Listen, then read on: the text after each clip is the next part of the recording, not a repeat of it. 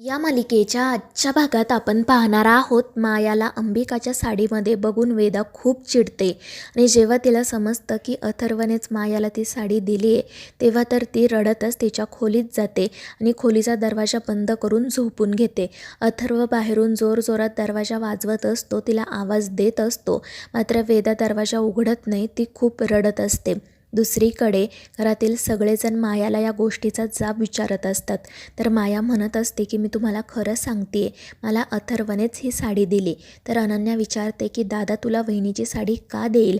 आणि त्यावेळी माया रडतच म्हणते की मला असं वाटलं होतं की जर आपण घरामध्ये अंबिकाच्या वस्तू ठेवल्याच नाहीत तर मग वेदाला तिची आठवण येणारच नाही. मीच अथर्वला सांगितलं होतं की आपण अंबिकाच्या सगळ्या वस्तू अनाथ आश्रमामध्ये देऊन टाकूयात, म्हणून मग मी त्या सगळ्या वस्तू माझ्याकडे घेऊन देखील ठेवल्या होत्या. मात्र मग मला असं वाटलं की अंबिकाच्या काही साड्या मी स्वतःजवळ ठेवेल, जेणेकरून मी ही साडी नेसून जेव्हा वेदाजवळ जाईल तेव्हा तिला छान वाटेल. मी तिला तिच्या या आईच्या साडीची ऊब देईल, म्हणजे तिला शांत झोप लागेल. मी हे सगळं ना फक्त आणि फक्त वेदासाठी केलं. आणि मायाचं हे खोटं बोलणं घरातील सगळ्यांना अगदी खरं वाटतं. मंजिरी म्हणत असते की तुझा हेतू चुकीचा नव्हता, पण प्लीज आता तू जा आणि ही साडी काढून टाक. आणि त्यावर माया रडतच तेथून निघून जाते. जाता जाता मात्र ती नर्मदाकडे बघत हसत असते आणि या सगळ्या प्रकरणामुळे अंबिका तर खूपच चिडलेली असते. दुसरीकडे त्या रंगराज बाबांच्या मठामध्ये एक आमदार येतो, पण त्यावेळी गावातील एकही माणूस त्या मठात नसतो. त्यामुळे ते आमदार विचारतात की हे काय बाबा, मला तर वाटलं होतं तुमच्या मठामध्ये सत्संग सुरू असेल, पण इथे तर एकही माणूस दिसत नाही आहे. आणि तितक्यात त्या बाबांचा एक शिष्य त्या ठिकाणी हेच सांगतो की बाबा सगळे गावकरी देवीच्या मंदिरात गेले आहेत, देवीच्या उत्सवाची तिथे तयारी सुरू आहे.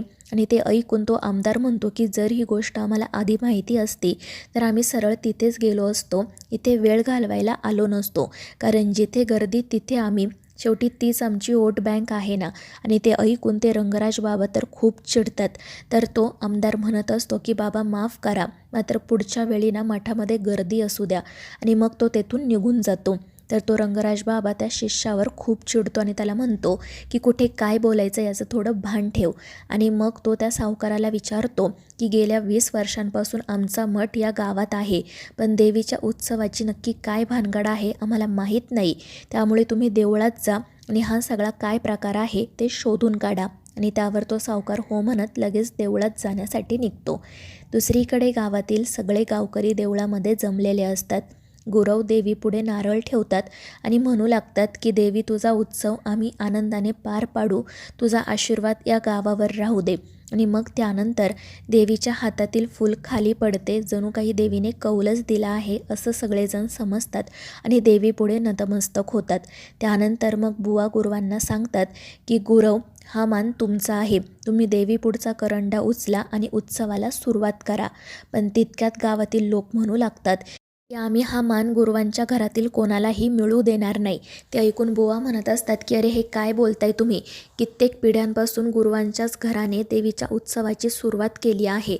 मात्र गावकरी म्हणत असतात की 20 वर्षांपूर्वी त्या शिवनाथने काय केलं माहिती आहे ना तुम्हाला, त्याच्यामुळे उत्सव अर्धवट राहिला आणि गावावर संकट आलं. आपल्या गावामध्ये दुष्काळ पडला, रोगराईने कित्येक माणसं मरण पावली, त्या शिवनाथच्या चुकांची शिक्षा आपल्या सगळ्या गावाला भोगावी लागली. त्यामुळे आता आम्ही गुरुवांच्या घरातील कोणालाच हा मान मिळू देणार नाही. त्यावर ते बुवा गावकऱ्यांना समजावण्याचा खूप प्रयत्न करत असतात. ते म्हणत असतात की तुम्ही समजताय तितकं हे सोपं नाही आहे आणि जे काही घडलं ते आपलं प्रारब्ध होतं, पण गावकरी काही ऐकत नाही. ते शिवनाथबद्दल वाटेल ते बोलू लागतात, म्हणत असतात हे गुरुवांचं घर एकीकडे देवीची पूजा करताना दुसरीकडे तो शिवनाथ स्मशानामध्ये राहतो. यांच्या घरात माणूस नाही तर राक्षस जन्माला आला आहे, त्याच्यामुळे सगळ्या गावाचं वाटोळं झालंय. तो कधी या गावातून निघून जाईल काय माहिती. आणि आपल्या बाबांबद्दल असे शब्द ऐकून मीरा तर खूप चिडते आणि मग त्यानंतर ती सरळ देवळात जाते आणि तो करंडा हातात घेते. त्याच वेळी दुसरीकडे शिवनाथला हे सगळं समजतं. तर इकडे मीरा तो कुंकवाचा करंडा हातात घेऊन म्हणत असते की कोणाच्या मान सन्मानासाठी नाही, तर माझ्या बाबांकडून जे कार्य अर्धवट राहिलं आहे ते पूर्ण करण्यासाठी देवीच्या उत्सवाची जबाबदारी मी घेत आहे. काही झालं तरी देवीचा उत्सव मी पार पाडेल. आणि मीराचं ते बोलणं ऐकून सगळे गावकरी तिच्याकडे बघतच राहतात. तर दुसरीकडे ऑफिसमध्ये बोर्ड मीटिंग असते, परंतु अथर्व वेळेत येत नाही. सगळेच जण त्याची वाट बघत असतात. तितक्यात अजित त्या ठिकाणी येतो आणि सरळ अंबिकाच्या खुर्चीवर जाऊन बसतो. केशव काका त्याला समजावतात, मात्र अजित सगळ्यांसमोर त्यांचीच लायकी काढतो आणि म्हणतो की या रिकाम्या खुर्चीवर फक्त आणि फक्त माझा अधिकार आहे. पण तितक्यात अथर्व त्या ठिकाणी येतो. त्याने हे सगळं ऐकलेलं असतं आणि तो त्या अजितला चांगलंच सुनावतो. तो म्हणत असतो की ही खुर्ची फक्त माझ्या अंबिकाची आहे, ही अशीच रिकामी राहील, पण यावर कोणीही बसू शकणार नाही. आणि तो अजितला त्या मीटिंगमधूनच बाहेर काढतो आणि हे सगळं ती माया हसतच बाहेरून पाहत असते.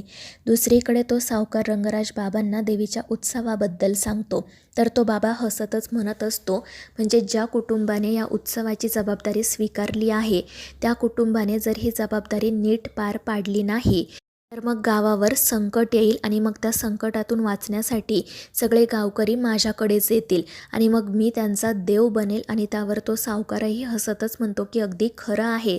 आणि मग तो रंगराज बाबा त्या सावकाराला सांगतो की ज्या कुटुंबाने ही जबाबदारी स्वीकारली आहे ना, त्यांना वाटेल तितके पैसे द्या आणि या गावातून बाहेर जायला सांगा. काही झालं तरी हा उत्सव पार पडता कामा नये. आणि त्यावर तो सावकारही हो म्हणतो. दुसरीकडे ती माया अजितवर हसत असते आणि म्हणत असते की कळली ना तुला तुझी लायकी. तर अजित म्हणत असतो की एक वेळ माझं जाऊ दे, पण तुझं काय गं. जो अथर्व त्याच्या बायकोची रिकामी खुर्ची त्याच्या भावाला देत नाही, तो त्याच्या आयुष्यातील बायकोची रिकामी जागा तुला देणार आहे का. आणि मग तो मायावर हसतच तेथून निघून जातो.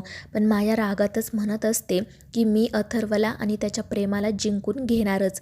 काही झालं तरी अंबिकाची जागा मी मिळवणारच आणि त्यासाठी मला वाटेल ते करायला लागलं तरीही चालेल. तर मित्रांनो, या मालिकेच्या पुढील भागांमध्ये आपण पाहणार आहोत तो सावकार गुरवांच्या घरी जाऊन त्यांना भरपूर पैसे ऑफर करत असतो. पण मीरा त्याला स्पष्टपणे सांगते की आम्ही देवीच्या उत्सवाची जबाबदारी स्वीकारली आहे आणि ती झटकून आम्ही कुठेही जाणार नाही. आणि मग सावकार हे सगळं त्या रंगराज बाबाला सांगतो आणि मग तो बाबा पुढचा प्लॅन तयार करतो. तर दुसरीकडे वेदाच्या स्कूल बसचा अपघात होतो आणि जेव्हा हे अथर्वला समजते तेव्हा तो खूप घाबरतो. तर मित्रांनो, या मालिकेच्या पुढील भागांच्या अपडेट्ससाठी आपल्या चॅनेलला सबस्क्राईब करा.